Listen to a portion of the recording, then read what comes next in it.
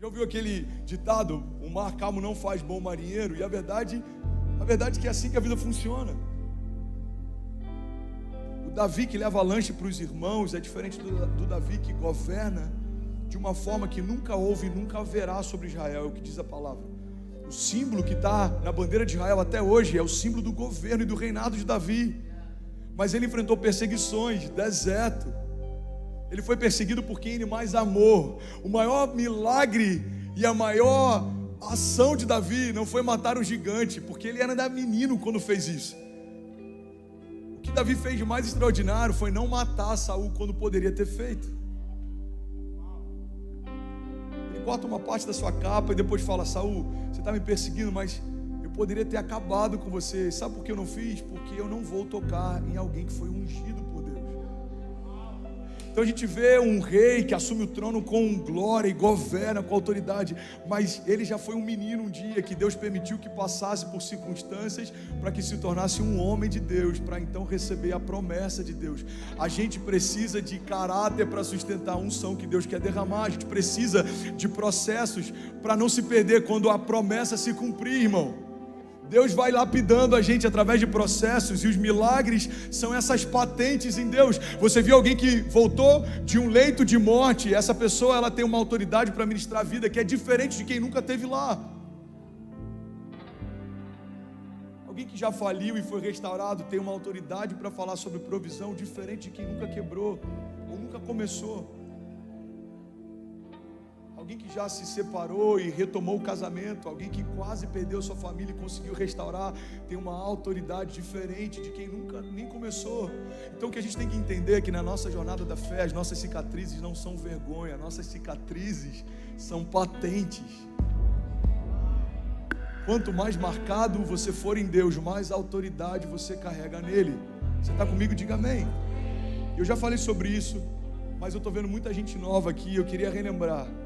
A gente quer viver milagres, e quando a gente ouve uma mensagem como essa de romper em fé, muitas vezes a gente se anima e acha que a jornada vai ser mais leve, mas se você quer viver milagres, você vai precisar viver problemas, porque todo milagre é uma resposta de Deus a um problema da terra. Todo milagre nasceu de um problema. O milagre do paralítico só existe porque ele não andava. O milagre do fluxo de sangue só existe porque ela sangrava. O milagre da ressurreição de Lázaro só existe porque ele morreu. O reinado de Davi só existe por causa dos desertos e da perseguição. A paternidade na fé de Abraão só existe por causa do que ele abriu mão. O apostolado de Pedro só existe porque ele foi marcado. E depois do batismo com o Espírito Santo, Pedro, que fugiu de Jesus quando ele era crucificado, agora anda na rua da cidade, e a sombra dele cura pessoas nas calçadas. Irmão, os processos de Deus são para nos levar a lugares mais altos em Deus. Você está comigo? Diga amém. Isso não é positivismo, isso é coerência.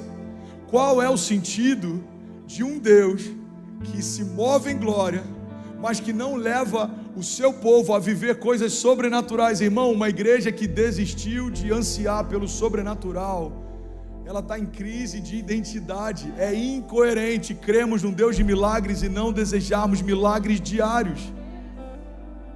Deus pode fazer milagres essa semana, na sua vida, na sua casa, no seu casamento, na sua saúde. Você crê nisso? Eu acabei de voltar de uma cruzada de milagres, e sabe o que é interessante? Uns 10 dias antes da cruzada começar, faltava 1,8 milhão de reais, e eu estava pensando: Deus, como vai ser? Eu não sei como vai ser, eu sei que vai acontecer, você me deu uma palavra, eu sei o que eu vi. Isso era uma coisa que me sustentava em vários dias difíceis. Deus, eu sei o que eu vi, eu sei o que o Senhor me mostrou. Deus não é defraudador, irmão. Ele não vai te mostrar algo que não tem interesse de cumprir. Ele não vai gerar algo que você tem expectativa e depois ele vai deixar você só na expectativa. Isso é o que homens fazem. Se Deus te mostrou algo, Ele está interessado em cumprir. Pastor, mas por que tem visões que Deus me deu que ainda não aconteceram?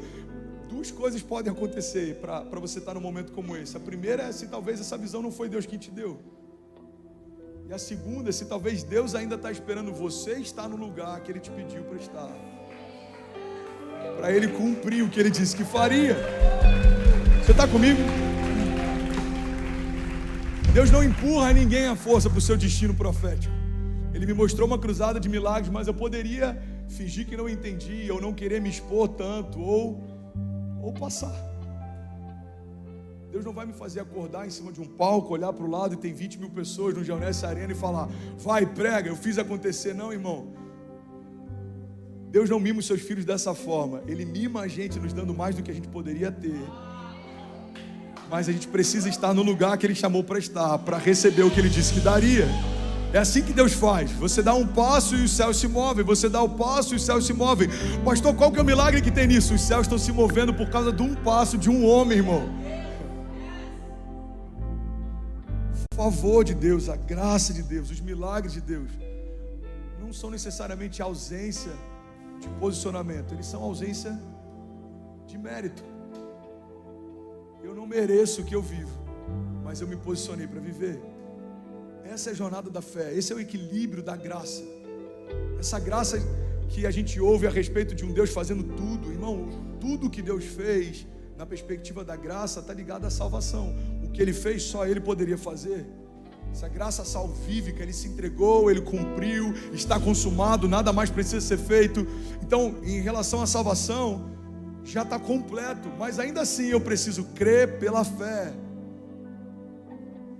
Salvos pela graça, mediante a fé. Eu preciso crer e não duvidar, eu preciso confessá-lo. E aqueles que o confessarem diante dos homens, Ele também os confessará diante de Deus.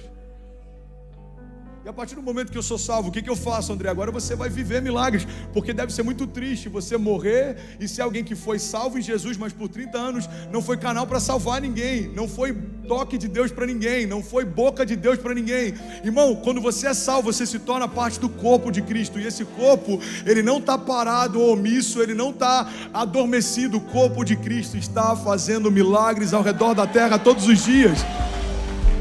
Então, se você quiser fazer parte disso, você vai ser a mão de Deus, a boca de Deus, a voz de Deus. Como ouvirão se não há quem pregue?